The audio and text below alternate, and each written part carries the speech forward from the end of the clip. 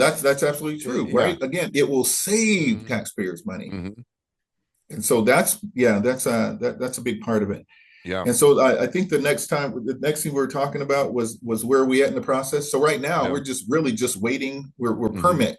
Yeah. Permits take a minute to get everything together, but Sure. that's where we are right now. Hmm. We're in the Yeah. waiting line for getting permits. Hmm.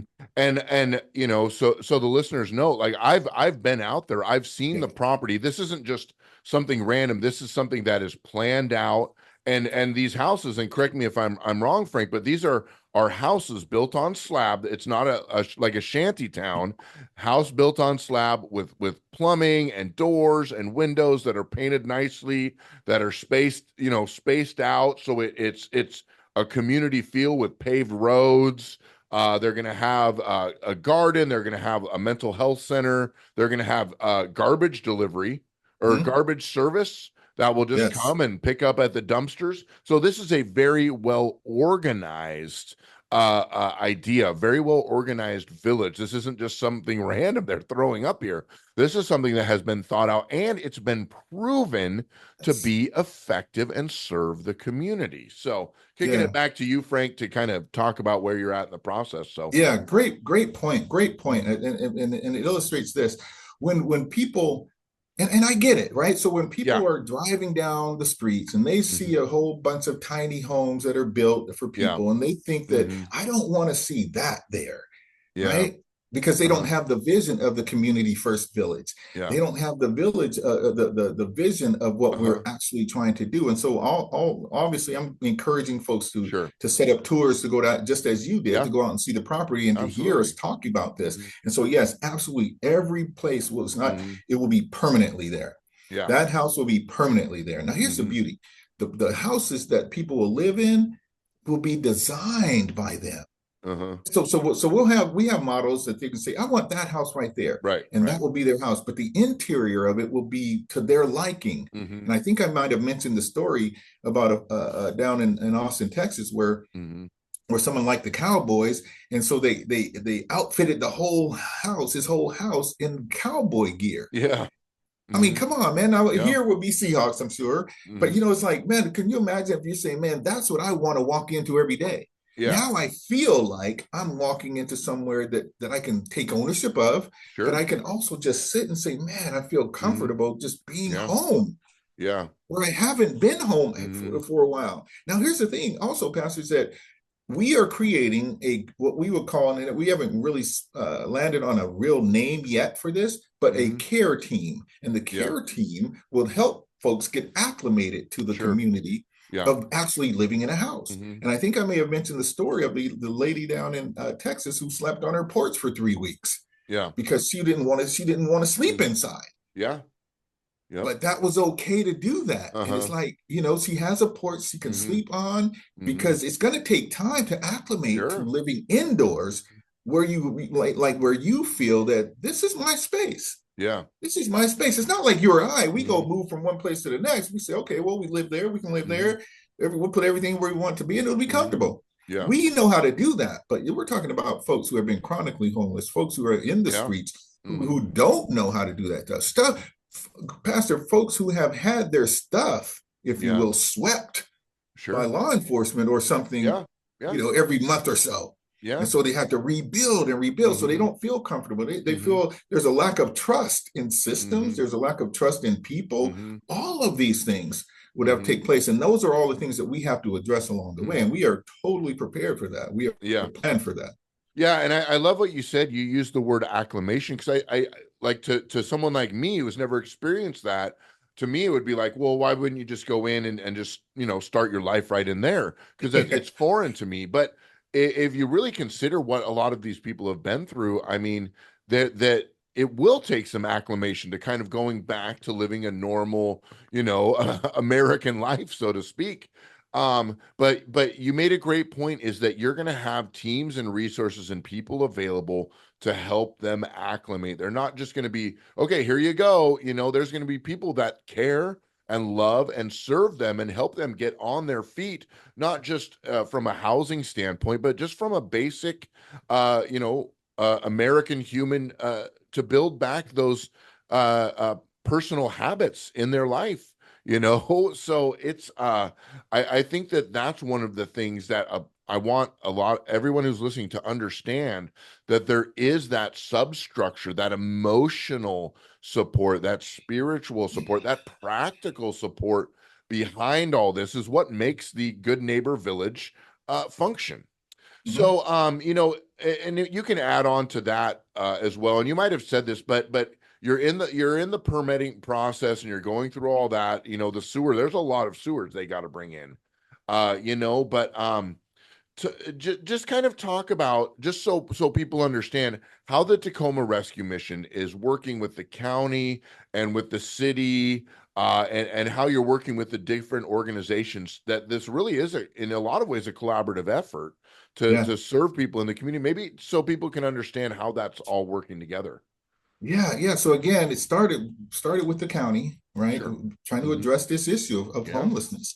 And so we try to figure out, well, so what would it take? When we talk about dollars, man, how Yeah. much is it going to take for us to try to get something like this off the Uh-huh. off the ground? Yep. Because again, it's not just to build it Hmm. and to get it running, it's to sustain it. Like, Yeah. how are we going to sustain this? Like, how is Right. this going to be a permanent Right. solution, not just a temporary Hmm. solution? Which is what you see a lot when you see the tiny homes that are popping up everywhere. A great job they're doing, but it's Yeah. all temporary. Yeah. It's like those things can wheel in and wheel out, Hmm. but this will be permanent. And so we have to Hmm. think of on along the lines of sustainability. Hmm. 10 years down the line, Yeah. 15 years down the line, we'll Sure. still be here. And Hmm. so I know that Pierce County has allocated $22 million towards the Hmm. project. It's And awesome. so we literally had to go through a county examiner Hmm. hearing Hmm. to have for land use, and Yeah. we were approved for the land use for what we Hmm. want to do. And so TRM is committed to raising $18 million of that. Hmm. Uh, uh, Cash and in kind, and obviously we got to continue with Yeah. donations and partnerships and Hmm. all of those things, because we, again, to start it, that's going to cost money, but then to Sure. sustain it, that's going to cost Hmm. money as well. So Absolutely. so we're up right now upwards at about $68.5 million to get this Wow. thing going. Now that Hmm. obviously you need partnerships. Yeah. And so you need the community. Hmm. You need a whole lot of folks Hmm. around you to be able to make this. And that's what we're doing Yep. now. Hmm. With Duke Paulson is out, talking to Hmm. folks, and our executive team are out talking to Hmm. folks and trying to Yep. create these partnerships that are going to Hmm. be able to sustain this. Now, Hmm. good news is the rescue mission has been doing what we do for 112 years. Hmm. And so, this is something that we are experts at, Hmm. helping Yeah. folks get from one place to another in life. Sure. Hmm. And so we're banking on that, is that Hmm. we know how to do this for a Right. long period of time. Yeah. Okay. And so, just to be clear, now your role, Frank, is to Mhm. church relations. You're building bridges with pastors like me and some of the other pastors in our region and all over the city, Mhm. so that we're aware of what's going on. So, and I'll make sure to leave in the show notes some contact information for you. Okay. So if you're listening to this and you're a pastor, a church leader, elder, or something, outreach coordinator, whatever, and this is pricking your heart like it's pricked mine. Frank's a good guy to get a hold with, because he can get you all the information. He can get you plugged in ways that your church can serve. Every church is different. Every church has different resources, but I believe that the church should be one of the biggest supports Yes. of this effort. To not only support the spiritual, but Jesus cared about practical needs as well, and it's a great opportunity right here in our community. So that was kind of my little shameless plug there for all you pastors and church leaders. But now, Frank, like, unfortunate, and you've ran into some opposition in the community, Yeah. and these people are not your enemies. They're community members that maybe they don't fully understand, or Mhm. they're a little bit skeptical, or maybe they're even afraid, and for good reason in some respects. Like, let's talk to those people right now, and hopefully, if that's you, that you've listened to the beginning of this interview to really get a grasp. But I like let's set some people's mind at ease, because there's environmental concerns, there's overpopulation and crowding concerns, there's the wildlife concerns. They're worried about trash, and just, like chronically homeless people bringing their trailers and parking them all over on the side of the road, all those different concerns. Yeah. What would you say to these people to really just help give them peace, because they live in the community as well, and like we talked a little bit before, the stigma, and the fear that comes with that. Like how do we put these people's mind to ease? How do we give them the information that they need? How can we let them know that we care about them as well? Yeah. So there's several levels of this thing. Yeah, And I'll try to work my way through most of them. sure. So one level is connect with me, Yeah, because as a faith engagement officer, my role, part of my role, is creating this neighborhood of knowingness, right? So these right. neighborhoods of knowingness. So if Yeah. you want me to come into your neighborhood and have a conversation, or sit Hmm. down and have a conversation with your congregation or with your community, then Sure. just let me know. Yeah. And then I'll be more than happy to do that, Hmm. along with other co-workers that Yeah. I work with. And then I want to address the issue, because this was one of the concerns, is people will be parking their cars, and their cars will be full of all their stuff, and Uh-huh. there'll be trailers on there. But I want to assure everyone that Hmm. this is a gated community.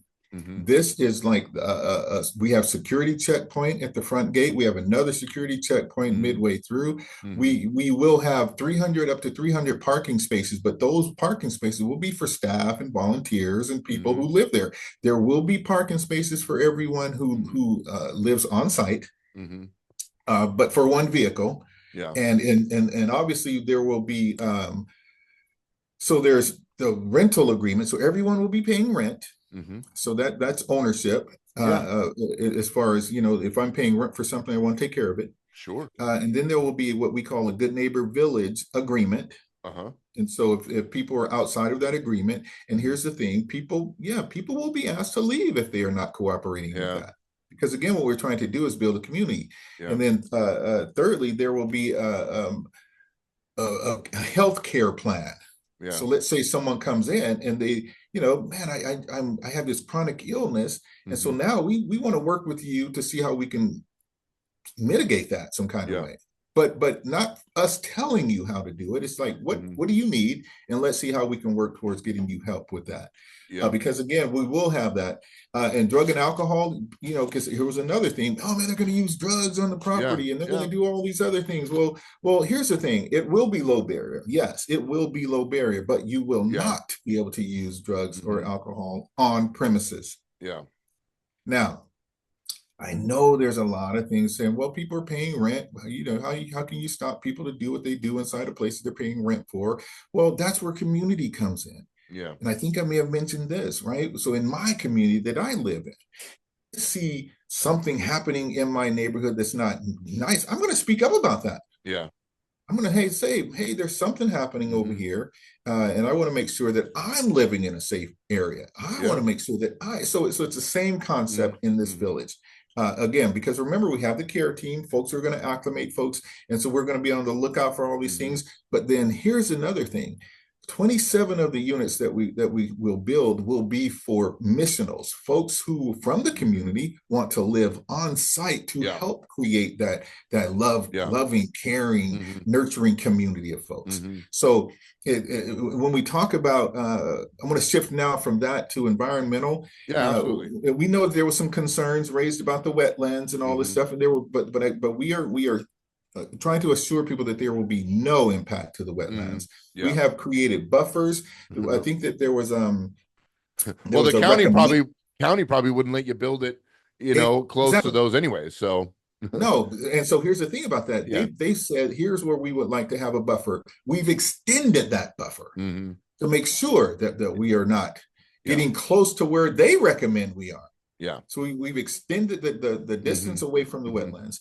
And I've been there and seen it, and they did that just as a courtesy to yes, the neighbors living around it, just yeah, to be, extra nice.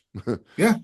Yeah, and I know that there was, the talk about trees, right? So, oh Hmm. man, they're going to cut all these trees down. No, Yeah. so I think that we were asked if we would preserve 30% of the trees. Yeah. Well, we're preserving 60 to 70% of the Right. trees. I So know. we're Yeah. trying to go above and beyond what is recommended for us to do Sure. to show that we will be and are good neighbors. Yeah. We have the best intentions of Hmm. preserving the area, Hmm.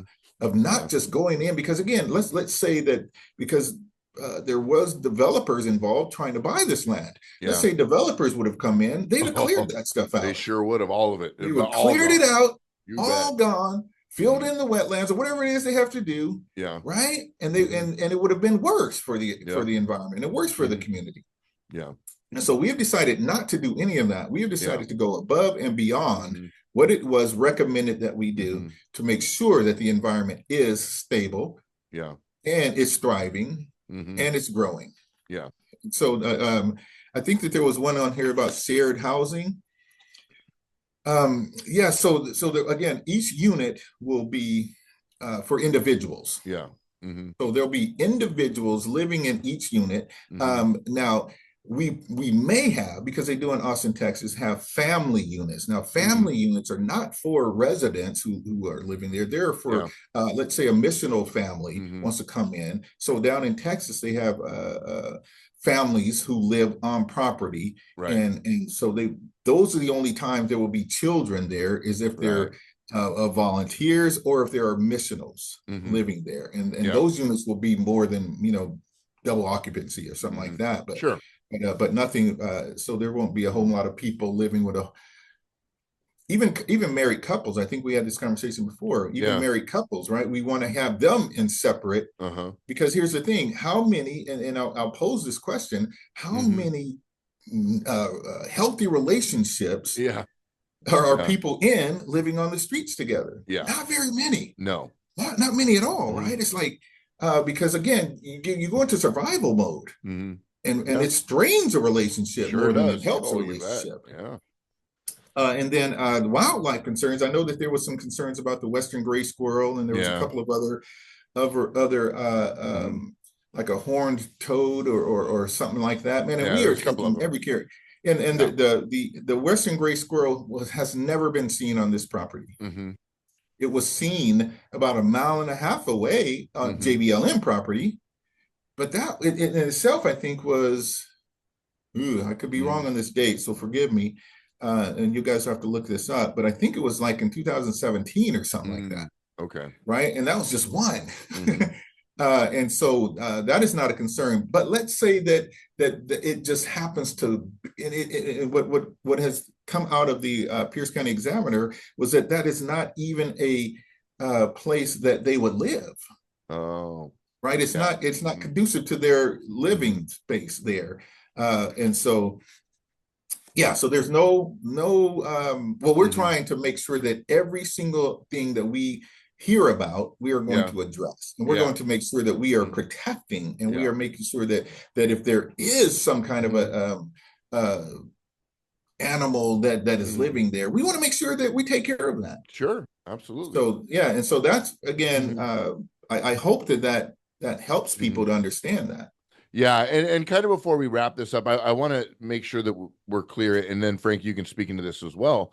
But number one, I want people to know is that this isn't a model they made up. They've gone to it. They've researched this entire model. They've had to, make some adjustments to fit our community, but this is a model that they've seen be effective in other communities.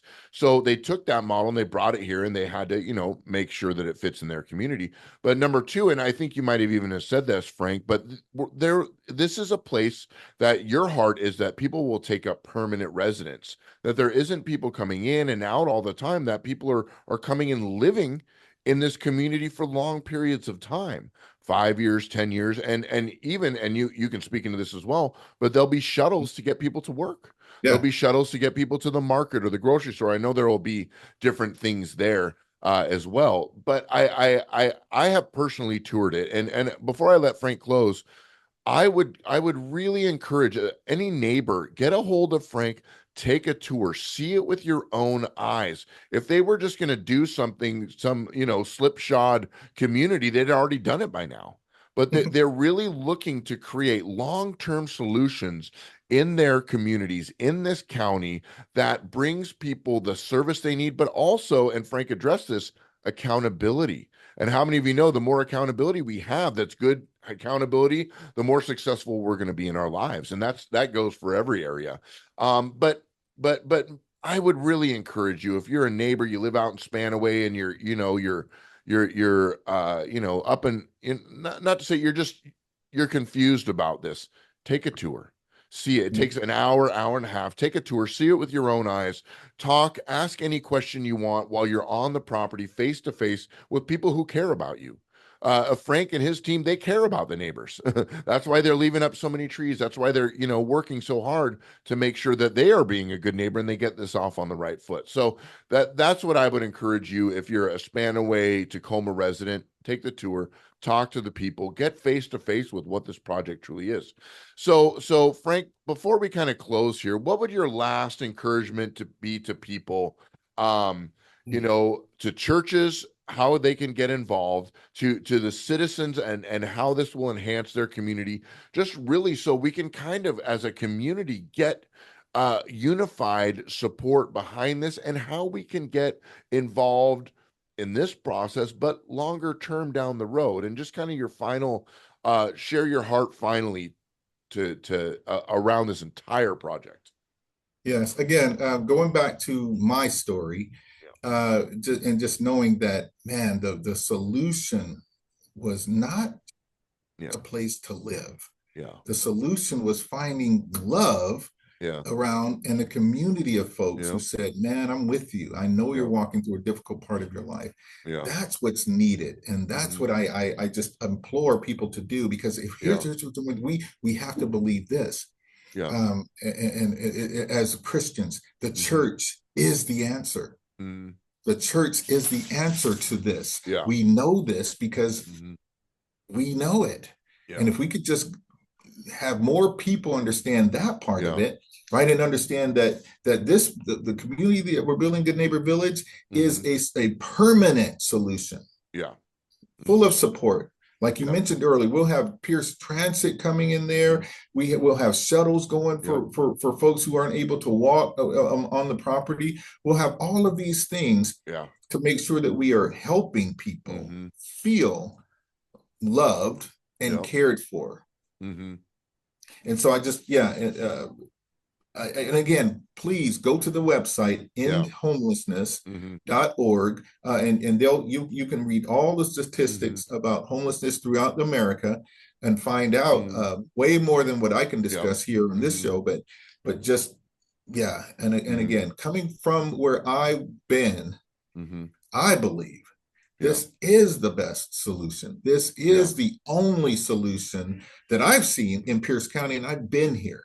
yeah, And I've been working at the rescue mission. So this is hmm, about 16 and a half years now total. hmm, I left and went to Youth for Christ, and left Youth for Christ to go back to the rescue mission. yep, But this is where my heart is, hmm, because this is so important yeah, to people around us. hmm, We see people on the streets hmm, every single day.